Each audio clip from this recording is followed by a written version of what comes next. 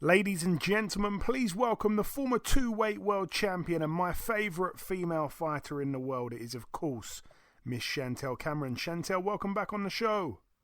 Thanks for having me on. My pleasure, my pleasure. So, Chantelle, we last spoke back in May. At the time, you just signed with Frank and you didn't yet have an opponent announced for your first fight under him. You did, of course, wind up fighting Ellen McCalled for the interim WBC super lightweight world title. A majority decision win. I'm still not sure how it ended up being a majority decision. It should have been unanimous. Yeah, when that scorecard was read out, I thought, oh, fucking hell, this isn't the comeback fight that I was wanting, but I'm just glad that the other judges seen it my way. But it was a bit of a nerve-wracking moment, and I thought, oh, God, this is not a good night for me. And you threw 880 punches in the fight, which equates to 44 punches per minute.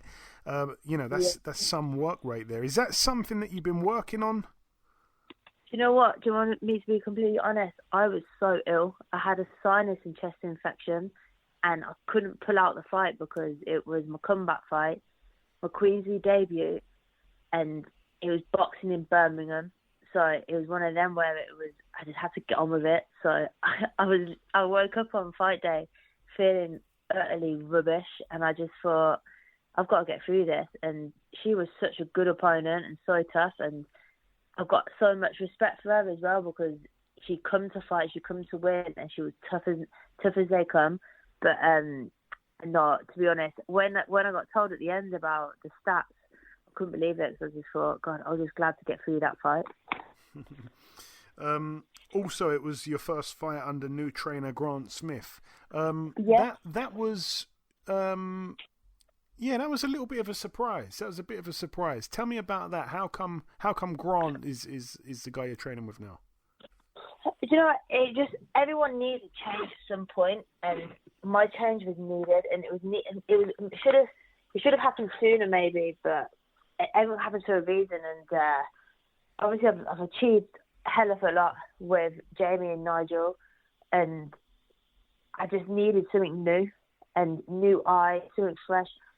I was losing the love for the sport again. I've been doing it for so long. I've been fighting since the age of 10, and it was time that I spiced it up and made that big change. And for my career and for myself, it's the best thing I have made. And I know that I got a lot of backlash saying this and that, but at the end of the day, I had to do what was best for me and my career. Otherwise, I would have got complacent. I would have got more losses on my record, and it would have done me no favours. And on to the next one. You'll be boxing Patricia Berghult on November the 2nd in Birmingham. Yeah. What do we know about Patricia, Chantelle, aside from obviously that fight with Natasha Jonas?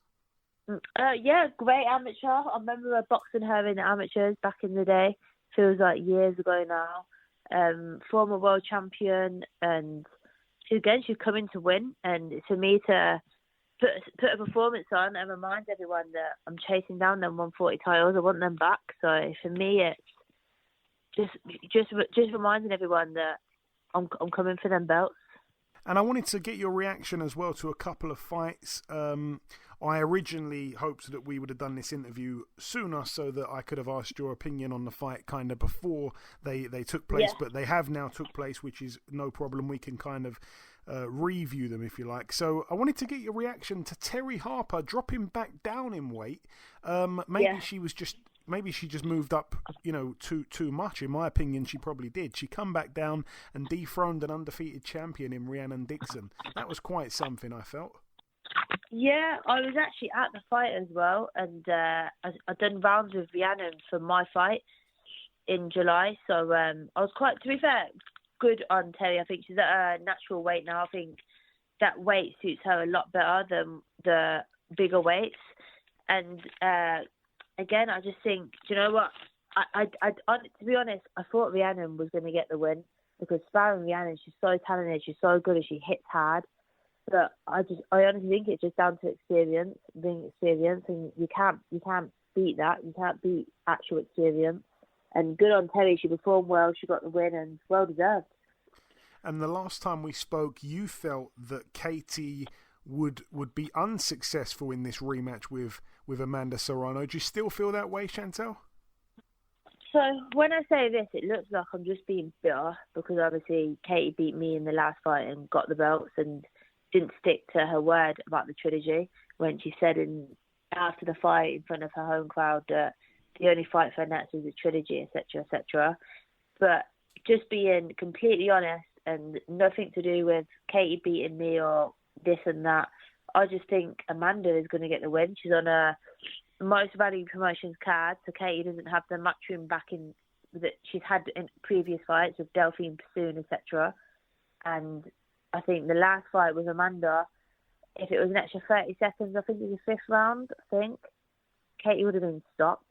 So Amanda's going to come out knowing that she can hurt Katie, and I can only see an Amanda win. And obviously,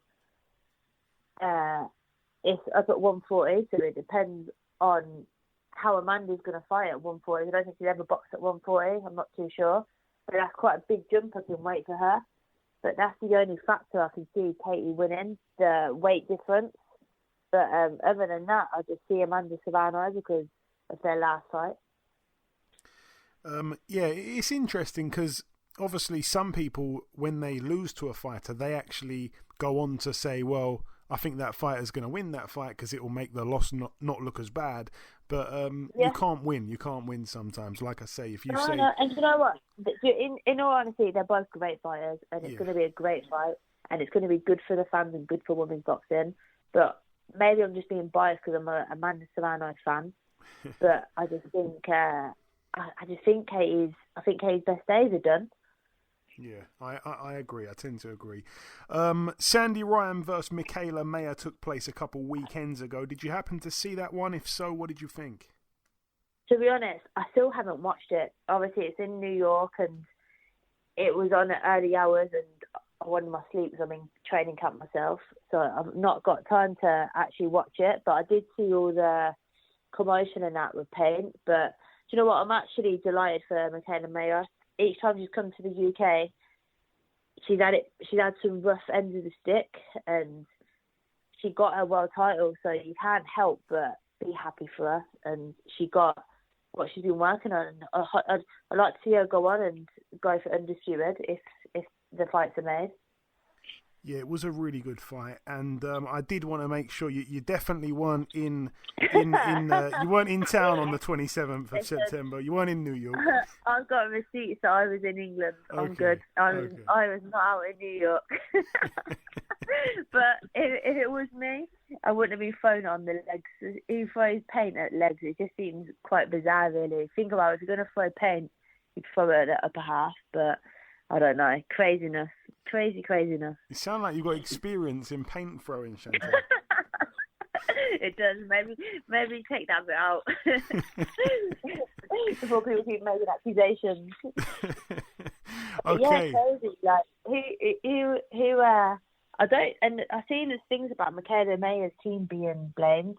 I just don't think, why would Michaela jeopardise the fight not happening? So I don't think it was her team. Obviously, I don't know. Like, I wasn't there. I don't know her team, etc., etc. But from a fighter's point of view, why would you jeopardise not fighting that night? Like, if you throw paint at someone, you would throw it at the upper half, wouldn't you? Like, or if you threw it at their legs, imagine like you done something to her leg, she'll be injured. So why would your team try and ruin the fight? It just doesn't make sense. Yeah, it doesn't really make much sense. Yeah. I definitely wasn't there, so. Okay, as long as we cleared that up.